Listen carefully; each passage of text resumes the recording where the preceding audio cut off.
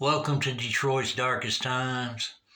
This is the second part of part six of the Hoffa story. I had got cut off because I had got a call I had to take. So, that being said, I'm going to get back to the story. The story starts on Trumbull Avenue, and some people call it Trumbull Street, and I've always called it Trumbull Avenue, but it's basically Trumbull Street. But anyways, this is in Detroit, Michigan, and this is a street I grew up on.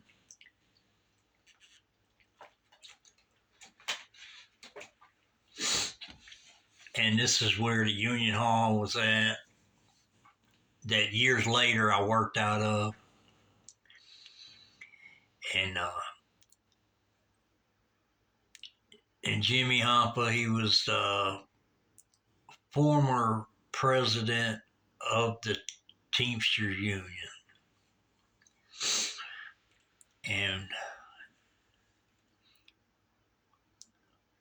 But I had worked at a company in the past that was a union company,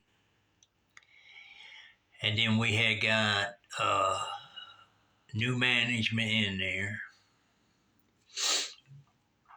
and once they got in position, they wanted to try to get the union out of the company. And at this time, everybody that's there, union members or non-union members.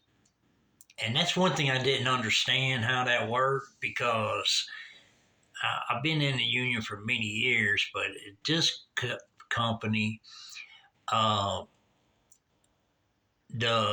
non-union members got the same pay and, things like that as we got. And they wasn't paying the dues that we were. And I really just couldn't justify that, but maybe it was just part of the contract they had to go by or something. I don't know. But anyways, and this was an advertising company.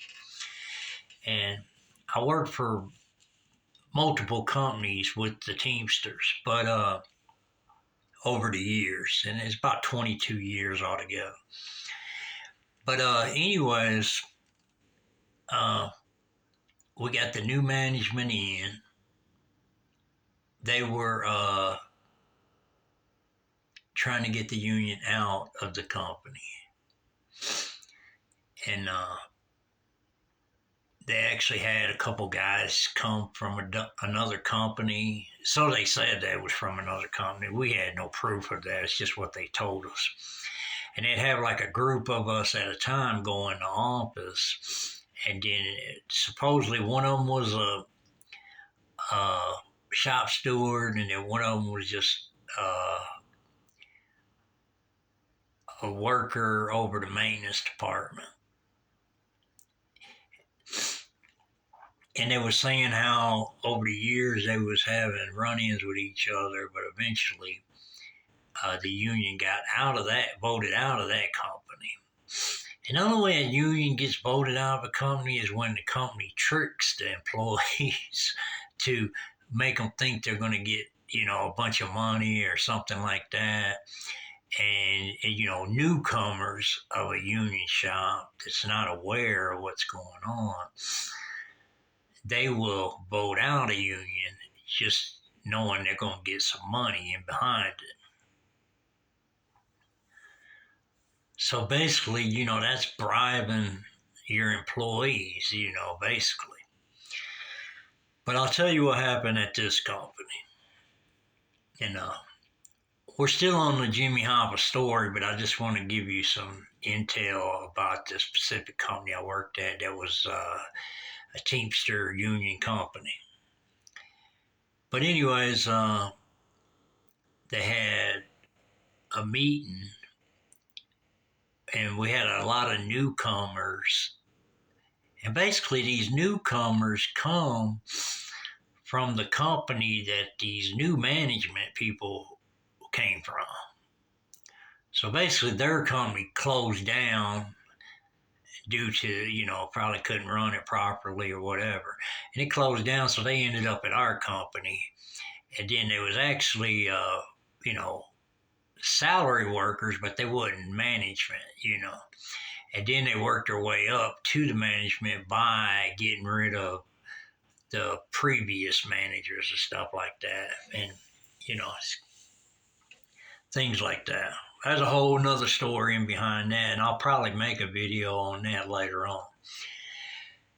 But anyways, they became, new management, and they tried to tell the workers that another company, because this corporation had multiple companies, and they said another company had got the union out, and they was still got raises and still got treated fair and all that, and then they had these two guys come to our company to talk to a group of people at a time, and they was just saying how better it was without the union and stuff, and we had to go in there and listen to them regardless if we was agreeing or disagreeing.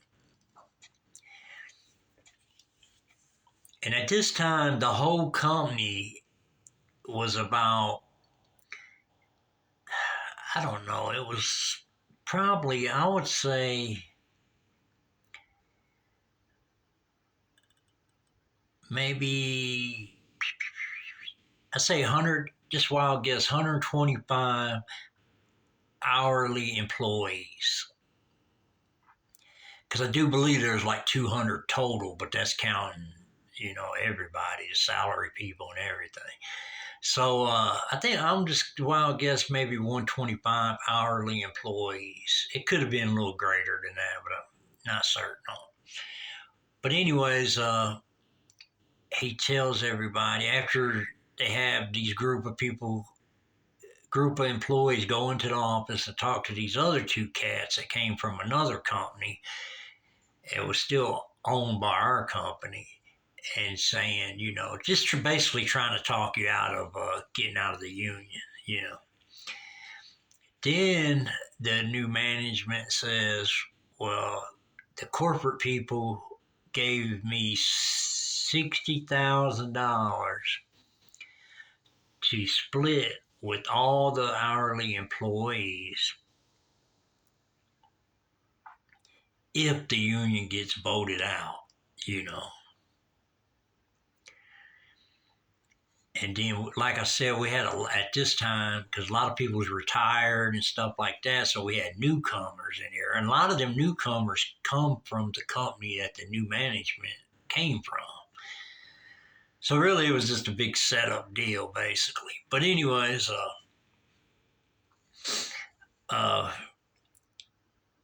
he said the corporation gave him 60,000 to split with all the hourly employees, which we knew that was nothing because, Saturdays we was getting time and a half, and Sundays we was getting double time, you know, and then so the newcomers, they was like, it was getting close to time to vote, to keep the union there or get it out. And I told one of the workers, I said, this guy that's trying to do this, I even told them in a company meeting, I was like, why are you trying to fix something that's not broken? You know what I mean? But, and then this new lady, she wasn't there very long, but she was helping the HR at the time, and she turned around and said, well, we want to be able to run the company like we want to run it, instead of, you know, having to answer to the union all the time. And the only time they would have to answer to the union is if they was doing an employee wrong, because every time if they was trying to, write you up for something you really didn't do or something like that, the union rep would go into the office with you just to make sure it's legit or not. And if it was not legit, they was going to debunk it.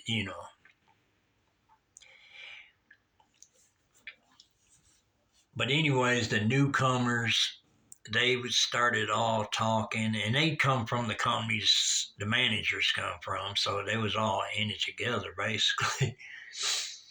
But the newcomers were like, well, if they're going to give us $60,000 to split, I want my money, like that. Not knowing that this is just going to be a very little bit of money because over time you can make a ton of money on double time on Sundays. And so, anyways, we had a vote. But before the vote happened, I told a guy at my job, I said, this new manager, I said, he's trying to, I said, don't he realize that getting a union, trying to get a union out of a company is like trying to push over an elephant? And then the guy started laughing. He was like, yeah, I don't think he realizes that. And I said, well, that's what it's going to be like because it's not going to happen. And but he tried everything he could to get the union out. It just wasn't going to happen because, for one, we was an advertising company, and in order to do military advertising like the Navy or the Army or just anything like that, in order to get jobs like that, you had to be a union company. You couldn't be just a mom and pop place and get big jobs from the military and all that. It had to be union. So that's what he failed to understand, but I guess he realized it down the road. But anyways, so now we're going to vote on. They wanted to get the 60,000 was basically to get the double time, to cancel the double time on Sunday, and if you voted it out, then if you worked on Sunday, you would just get time and a half, just like you do on Saturday. So it was losing you was standing to lose a ton of money. Which before them guys showed up, we all made good livings, good money, and took care of our families good and everything like that. And then them guys just came and it was just a shit show with them. But they ended up getting put out of there themselves. But anyways, so like I said, the younger people thought they was gonna get a lot of money, and 60,000 between 125 people, and usually when it's you know, if it's you might as well say a gift, they can tax it twice. So one time we had a meeting and one of the press guys asked them, were they going to double tax the money? And then his comeback was he knew exactly what was going on, but he was like, I don't really have the answer to that. I don't know that. And but he knew it. You know what I mean? And so, anyways, we went to vote on getting the double time out of the company, and all the newcomers, which was people that came from their company, so they was basically on their side. And people didn't realize that till down the road. But anyways, go to the union hall to vote.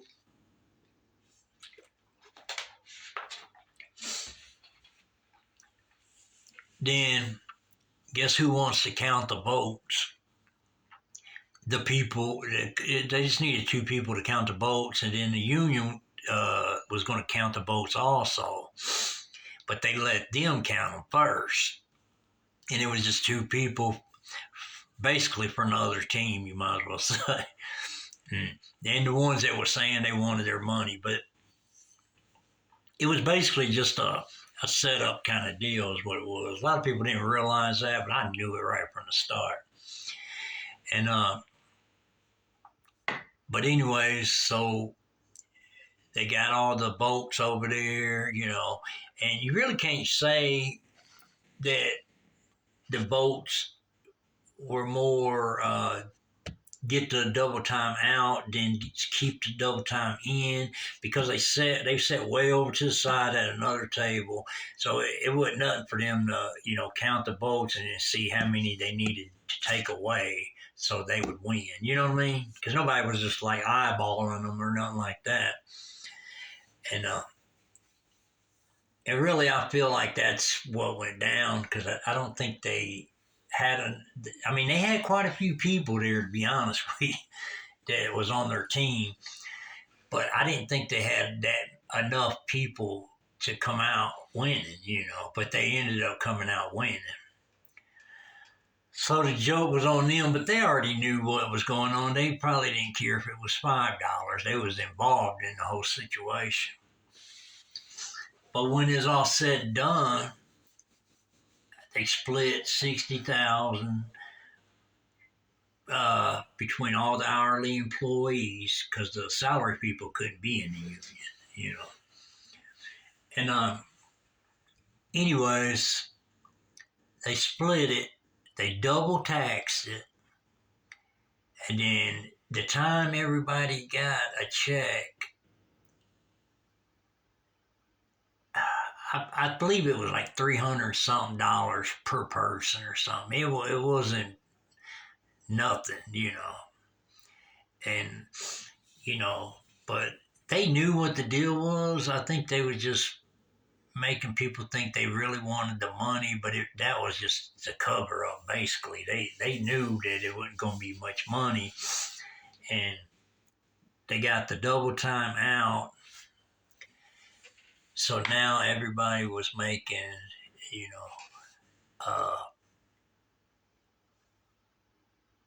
time and a half for Saturday and time and a half Sunday.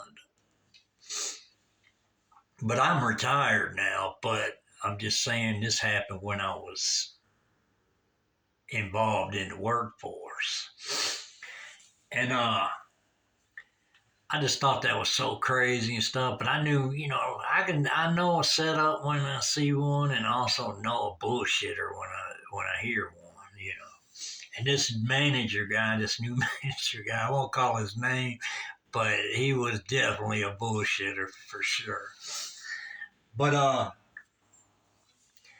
yeah, it was just some chaotic stuff that went on at one union company I had worked at, and I just thought that was so crazy, because you know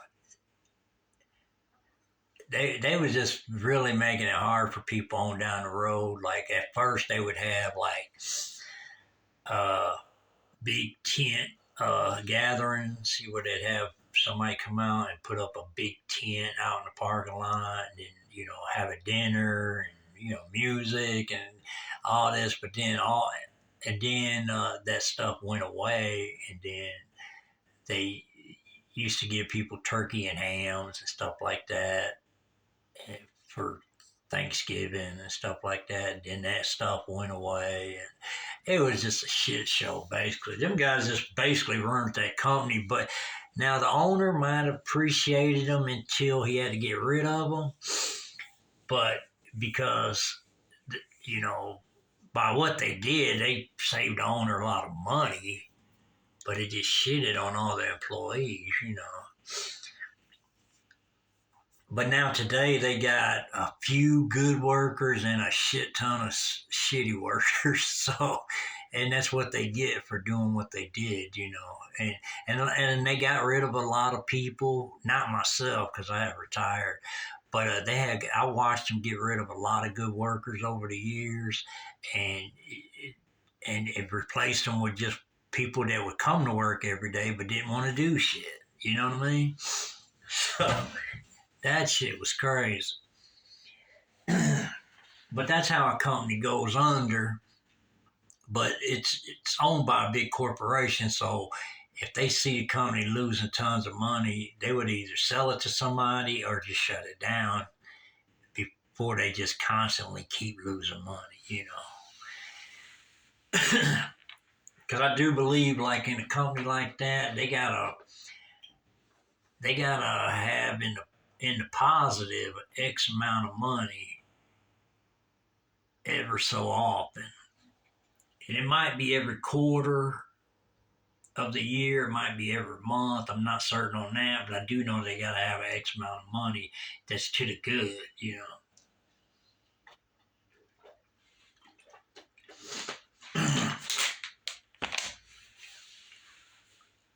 But it was just a big shit show at that place, and they actually tried to get the union completely out of the company, but not realizing that wasn't going to happen, you know. But they did get the double time out, and the only reason they did that is just because the previous employees they had that worked with them at the other company, they got shut down. They brought them all to over here to that company, so that's basically how that went down. And then the guy he used to say, you know, throughout a whole month there would be no injuries and stuff like that. And people were getting hurt and stuff. They just wasn't reporting it. And so it was making it look like they was running the company real good because nobody was getting hurt and, you know, nothing like that. And that was just false information to the owner or whoever they had to, you know, report to and stuff like that. But it was basically just a big shit show, and they ended up getting rid of them guys too. So you know that thing just panned out for a little while, and then they had to go. You know. But that being said, I'm gonna get back to the Hoffa story. That's just the one uh, Teamster incident that I was involved in that I wanted to share with y'all. And so, you know, things like that can happen, even though it's a union company. So, you know, it really just was unfair. It messed a lot of people's livelihoods up and all that. But, you know, karma comes back on people like that. So, you know, and it has hit a little bit with this guy I'm talking about, you know. But, you know, you just can't go around messing up people's livelihoods and and just think it's okay. You know, it's going to come back to you one way or another. It's just the way it is. So we'll get back to the Jimmy Hoffa disappearance. This is part 6. But you know, Hoffa was declared legally dead in 1982. The case is still unsolved due to donut eating people. And basically what that means is people knows been told where Hoffa's body's at and they just ain't went to retrieve it or make the effort to do so. So and that's the donut eating people is just words from another person, you know. But it's a riddle of the disappearance of Jimmy Hoffa. Some people say he was strangled, he was shot,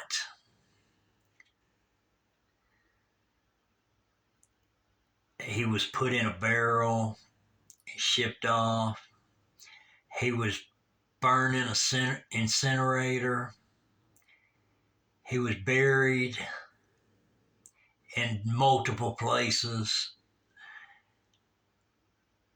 and he was grinded up in a meat grinder. These are all the shit stories that people put out on interviews and stuff like that. And if I was the people who interviews all these people, I wouldn't interview them again for sure, because it's all false. It's a 50-year-old murder, Jimmy Hoffa. A 50-year-old murder of Jimmy Hoffa Why is this not solved? When you have an eyewitness of the murder and gravesite,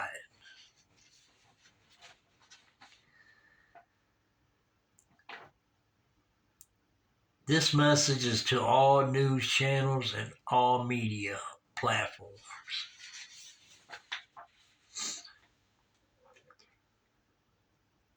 Every one of you all interviewed about Jimmy Hoffa was wrong. One man, Michael Yarborough, is the key to the murder and gravesite of Jimmy Hoffa.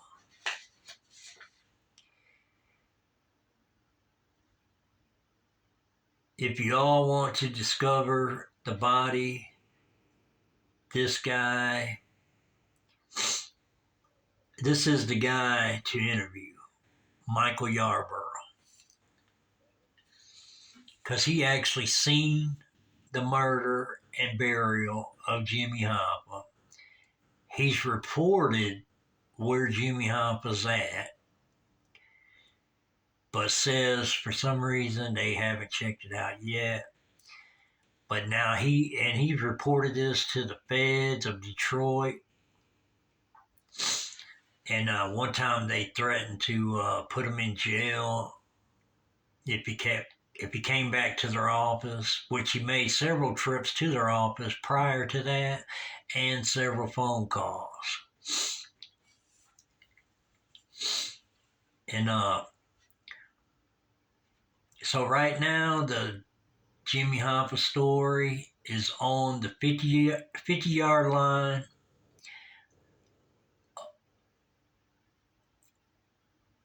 And this is just something we added in to the story, basically just making it a football game. And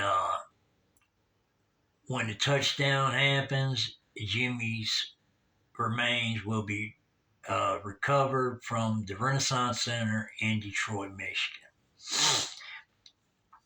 And you have two teams. You have the P team, which is the people, the A team, which is the authorities. And the P team has the ball, and they're at the 50-yard line now, headed up the field for the touchdown. So as it stands right now, Michael Yarborough has two agencies working with him. And he's trying to get permission. He's got people working on getting permission to go in the Renaissance Center. And basically what they're going to try to do first is do the scan of the ground. And then they're going to do a drilling to recover the body. Well, recover DNA first, and then they go from there. But he's trying to get this. He's trying to get this done before they decide to destroy the Renaissance Center, because supposedly they're supposed to tear it down. There's talk about them just tearing down the two towers on the Detroit River side, and then there's talk about them just demolishing the whole Renaissance Center. It's supposed to happen like maybe next year sometime, if it still goes in effect. But I don't think it could go in effect when there's stories out there that says there's a body buried in the building. I don't see how they'd be able to demolish the building knowing that there's a guy out there that's done reported it to the feds, say he was an eyewitness that seen the murder and the burial of Jimmy Hoffa at the Renaissance Center, Detroit, Michigan. And Michael Yarborough is the guy So he's working on trying to do it without the feds because it's clear that they're not trying to go down there and uh, work with him to see exactly where he saw this at and where he's at in the Renaissance Center. No, so he's going to go to other agencies and see if he could just get it done without them. So for some reason they don't want to. This is from Michael Yarborough saying, some reason they just don't want to check his story out. He said he don't know if they just don't believe him or if it's some kind of cover up or if they're getting paid not to do it or in his words, he said, or they might just be eating donuts and not doing nothing. And it sounds like it's something. It's one of all the above, I would say. you know, because I ain't never heard of somebody reporting a murder and a burial and then the authorities not go check it out. It just don't make no sense. So he's going to keep pushing for this because he's actually retired also.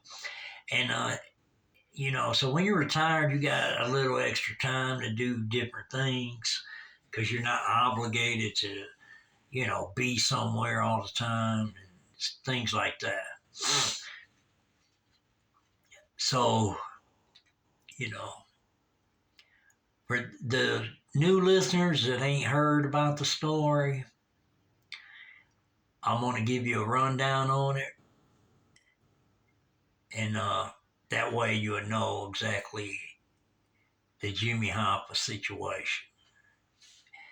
And those of you that's staying up with every video that I put up, every audio I put up, y'all know, most of it, and you're staying with me. But the ones that just maybe a click on this video and not seen the other ones, that's why I want to give the rundown on the situation. How about Jimmy Hoffa? So here's the story. On July 30th, 1975,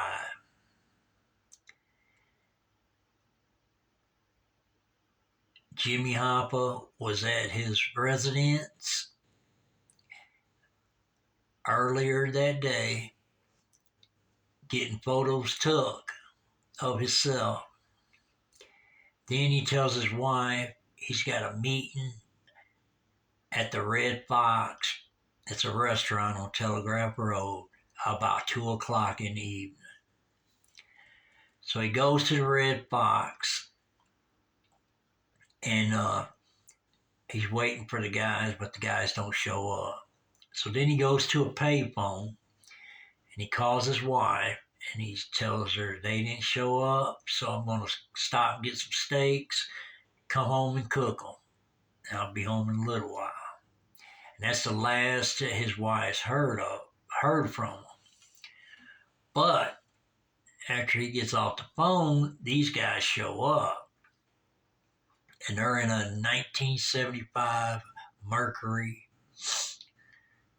Marquise, maroon in color. And he's expecting them, so he gets in the car with them.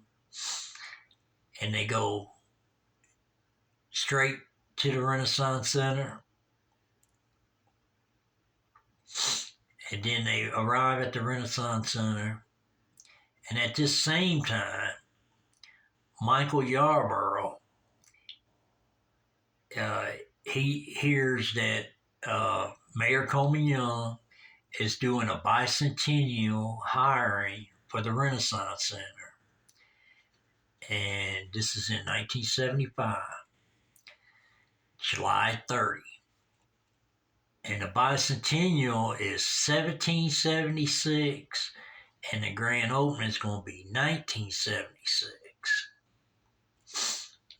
I wanted to correct that because also on my last audio, I got twisted up and I said 1876 and 1976, but it was, it was my bad. But if I know I made an error, I'll correct it. But anyways, it was 1776 and 1976 was a bicentennial grand opening of the Renaissance. So he goes to the Renaissance. He tells his sister he's going to go down there and try to get him a security guard job. So he gets down there, he parks his car, he goes in the building, he talks to a security guard, and he says, "Can you tell me where the Queen America is?"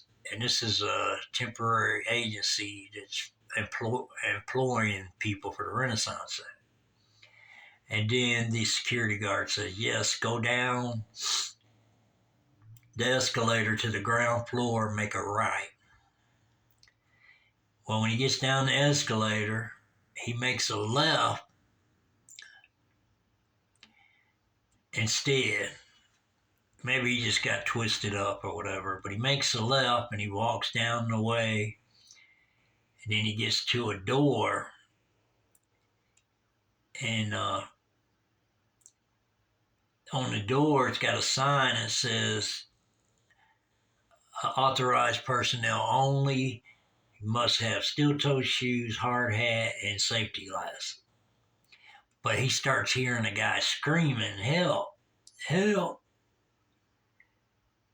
And then he hears him again, "Help! Help!" screaming real loud. So he says, "Well, I need to go in there and help this guy out. It's probably a construction worker got hurt." But he knows he ain't supposed to go in the door because he don't have the steel-toed shoes, the hard hat, or the safety glasses. But he goes in the door anyways because he's trying to help somebody. He thinks it's a construction worker. So when he gets in there, there's a ramp going down, a real steep concrete ramp. So he goes down there, and he kind of hurts his back going down the ramp, but he gets down there, and then he looks and sees two men dragging another man. They got him by under his arms, each side of his arms, and they're dragging him to this construction uh, area it's just a round area like the shape of a out of ground swimming pool or something like that. It's concrete, and they're dragging him over to it. Then he sees the maroon 1975 maroon Marquise with the trunk open. And then he sees a cement truck that's got the chute going directly down to where the men has got this guy at. And then you got a guy that's running a jackhammer, and he's using the jackhammer only to try to ground out the guy from yelling for help. But Michael actually heard him because he was not that far away from the scene. So he says they toss him in the hole. The cement truck starts spinning fast. Concrete starts pouring out, and they basically just buried him alive. You know.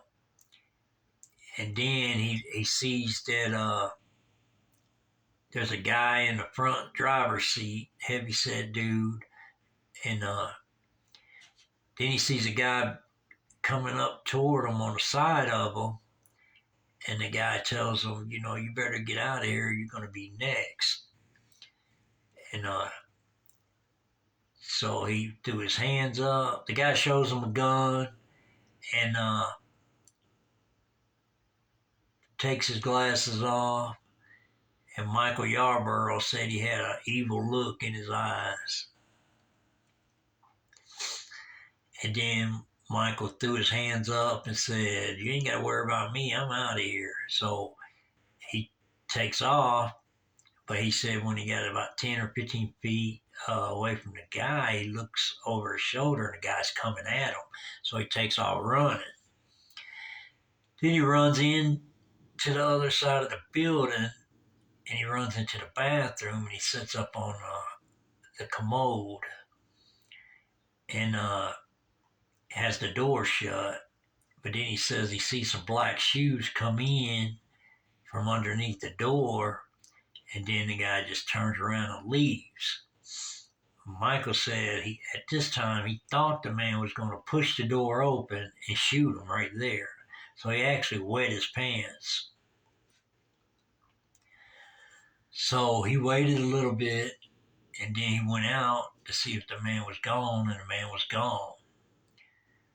So then he came out of the bathroom, he walks down the long hallway to some doors, and then when he opens the door, he sees the cement truck, and it was right where the cement truck was, and the Mercury Marquis, but the Mercury's gone. So he gets scared, he runs back in the building, and he goes to another bathroom, and now before he runs to the other bathroom, he sees the cement truck and the Mercury, and he runs into another building, and then he's trying to exit the building, and he sees the red Mercury Marquis going real slow by the 400 tower. So then he runs back in the building, and he goes to a different restroom, and he gets up on the commode, the same thing he did, closed the door, and he waits for about 10 minutes, giving them guys time to leave, because he don't know if they're just looking for him or if they was just easing out of there, basically. And so then he decides he's going to go try to get to his car. So when he gets out, he has to look for his car because he's all shook up and nervous and stuff like that. He finally finds his car. He goes home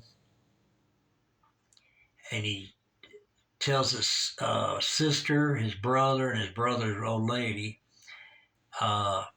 what he just seen. He said, "Y'all ain't gonna believe what I seen down at the Renaissance Center.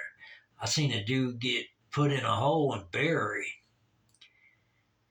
And he said they talked about it for a while. They went to bed that night because he stayed the night there. And then he said the next day on 247 on the news, there was a news flash about a former Teamster president that's missing. And it showed his picture. And he was like, "Dang, that's the same dude that they threw in the hole at the Renaissance Center." So his brothers and sisters told him, uh, "You don't need to say nothing about that because that's the mob. And if you say something, they're liable to kill you and our whole family." So he told him, "Well, I ain't going to say nothing about it, but that's the dude they threw in the hole and covered him up." And so after that, he went on and remained silent. And as time passed, he became a correction officer.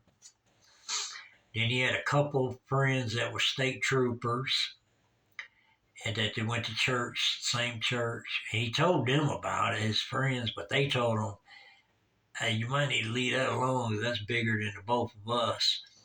And so he really couldn't believe they said that. But, a lot of people's heard about the mob and know what they're capable of. So he said after 27 years later, after he retired, he decided, after hearing a whole bunch of different stories from different people doing interviews about Jimmy Hoffa, he decides to, put his story out and solve this problem once and for all. So, in November of 2002, he went to the feds of Detroit and reported what he knew. And he actually went down there a few different times and made a few phone calls because when they were doing prior to that, when they was doing digs, They did about 9 digs in 50 years. And he said he had called down to the office and let them know that they was wasting their time and resources because he actually eyewitnessed where Jimmy Hoffa's at. But he said they still did the digs and all that. So, and then after that, he waited for a while and seen that they wasn't checking out his story. So then he decided to do a live interview at the Detroit River and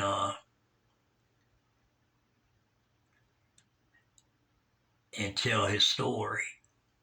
And actually walk into the Renaissance Center on camera and show people exactly where Jimmy Hoffa's body is.